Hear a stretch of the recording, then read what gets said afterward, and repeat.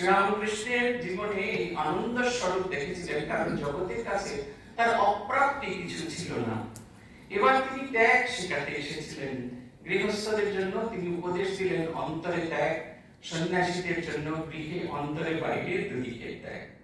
কর্মজীবনে শ্রীরামকৃষ্ণের শিক্ষা প্রবলভাবে কাজ করে। কর্মজীবনে শ্রীরামকৃষ্ণ শিক্ষা কার্যকর, প্রাসঙ্গিক এবং সময় উপযোগী। গীতায় যে যোগ কর্মসু কৌশলের কথা বলছেন, সেই কর্মকুশলতার উপর শ্রীরামকৃষ্ণদেব জোর দিচ্ছেন। তিনি কখনো দাসত্ব করেননি, কখনো কারোর তোষামতি করা পছন্দ করতেন না। রামচন্দ্র দত্ত তাকে বলছেন, আপনার কাছে এসেছি, কিছু তো একটা করে হবে এই ভেবে এসেছি।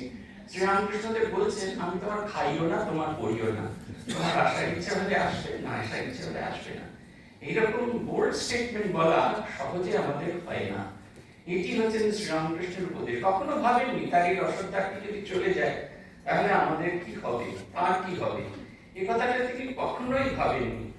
হৃদয়ারামকে বিদায় করে দিয়েছেন ত্রৈলোক্যনাথ, বলছেন উনি গেলেও তো পারেন। ঠাকুর শুনেই হাঁটা দেওয়া শুরু করলেন। তারপরে ফিরে আসছেন যখন, তিনি যখন প্রায় দরজার কাছে, ত্রৈলোক্যনাথকে ধরতে বলছে, আপনাকে তো বলি নেবো, আমাকে বলনি। আবার ফিরে আসছেন। দুটো জিনিস, তিনি থাকার জন্য তোষামত করছে না, তাকে থাকতে দিয়েছে, এতেও যেন তার কোনো আনন্দ নেই। সবটাই যেন স্বাভাবিক তার জীবনে।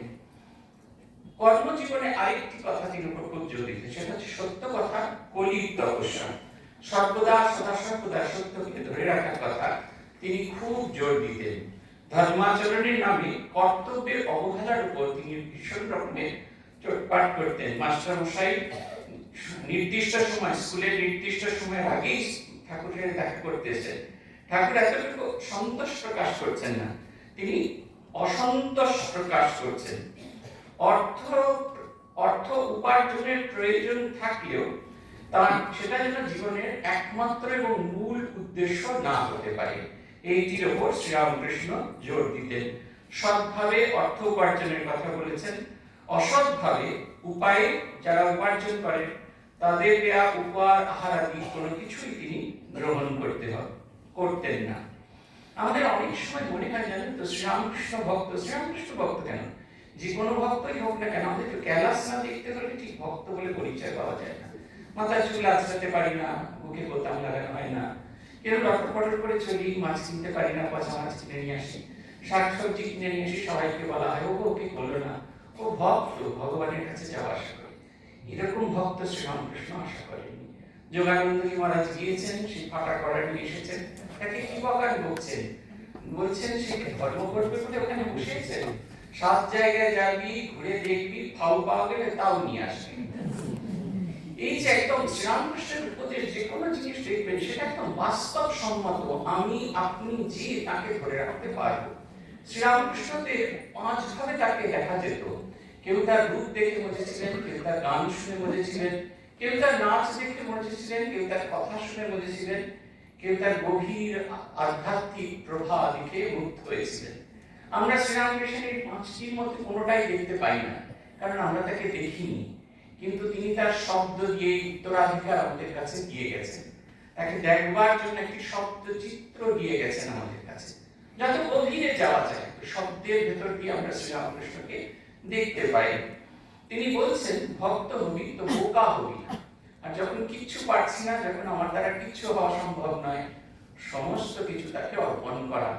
আমি পারছি না, দুহাত তুলে দেওয়া, শরণাগতির কথা বলছেন। গিরিশচন্দ্র ঘোষ বলরাম মন্দিরে তার সঙ্গে দেখা করতে গিয়েছেন। তার আগে গিরিশচন্দ্র ঘোষের সঙ্গে তার দেখা হয়েছে। ঠাকুর আসছেন, ঠাকুর প্রথম দিন গিয়েছেন তার নাটক দেখতে, গিরিশ একবারও এলেন না, দোতলায় তার বসার ব্যবস্থা করে দিলেন। কিন্তু তার মনে হলো দেখে আসি, পাংখাওয়ালা লাগানো হয়েছে, সেই পাংখা দিয়ে হাওয়া করছে, আর গিরিশ ঠাকুর বসে দেখছেন। গিরিশ ঘোষ দেখে বাড়ি ফিরে গেলেন।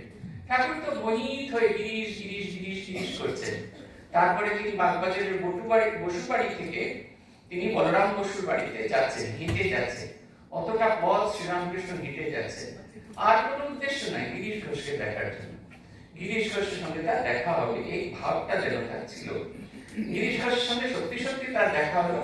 ঠাকুরকে পরিচয় করে দেওয়া হলো, যে কালকে যে চৈতন্য লীলা নাটক দেখলেন, এই তাই গিরিশ ঘোষ। ঠাকুর হাত জোর করে নমস্কার করলেন, গিরিশ কোনো রকমের নমস্কার করলেন।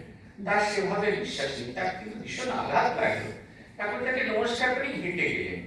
গিরিশ তখন সেই যুগের মানুষ, যাকে দেখলে মানুষ মুগ্ধ হয়ে থাকে, গিরিশ গিরিশ করে লোকে, সেই লোককে একটা মানুষ সে এখন উপেক্ষার দৃষ্টি দিয়ে চলে গেল।